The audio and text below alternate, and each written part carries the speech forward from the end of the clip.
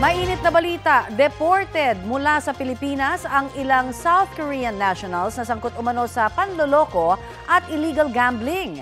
May ulat on the spot si Dano Tingkungko. Dano? Connie, nabawasan nga ng halos 50 pugante ang Pilipinas sa pagpapadeport ng Bureau of Immigration ngayong umaga sa 49 na Koreanong nahaharap sa samot-saring mga kaso sa kanilang bansa. Bilyones, kundi nga raw trilyones sa halagang Korean won ang nakulimbat ng mga dineport na puganteng ang mga kaso ay may kinalaman sa panluloko o pang-eestapa. Kabilang sa mga dineport ang 36 anyos na inaresto noong Abril at wanted sa pagiging mastermind umano ng isang messaging phishing syndicate sa China at Pilipinas. Ang nakulimbat umano nito, 1.7 billion Korean won sa 200 na biktima. Ang iba naman may kasong illegal gambling tulad ng isang deportee na nakabulsa umano ng 2 trillion Korean won dahil sa pagpapatakbo nito ng 23 illegal gambling website. Huling nakapagpa-deport ng ganito karaming Koreano ang Pilipinas noon pang 2017 at ngayon na lang naulit sa tulong ng Korean Embassy.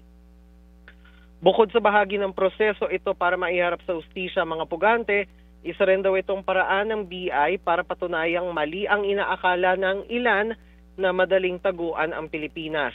Nilinaw ng BI na hindi sa nakalusot sa Pilipinas sa mga pugante, pero ang naging modus ng mga ito, ang karamihan daw, ay umalis na ng Korea bago pa sila formal na kinasuhan para nga naman pagpasok dito sa Pilipinas, malinis pa ang kanilang record. Yun nga lang, nang itimbre na ng embahada sa BI na may kaso na't wanted na sila, saka naman sila tinunto ng Fugitive Search Unit ng BI. Inimbestigahan ng BI ang 2 puganteng sinampahan ng kaso dito sa Pilipinas kung lehitimo ang kaso o kung isang uri ito ng tinatawag na demanda-me modus para makaiwas sa deportation. Pagdating sa South Korea ng mga pugante, saka naman sila haharap sa karampatang investigasyon at parusa ng mga otoridad doon. Ayon sa BI, bukod sa pagtugis at pagdeport, hindi na rin daw makakalusot talaga dito sa bansa mga may derogatory record dahil sa Advanced Passenger Info System kung saan pinagsasubmit na ang dayuhan ng manifest na na-check na sa Interpol bago pa lumapag ang eroplano sa Pilipinas. Connie? Maraming salamat, Dano Tingkungko.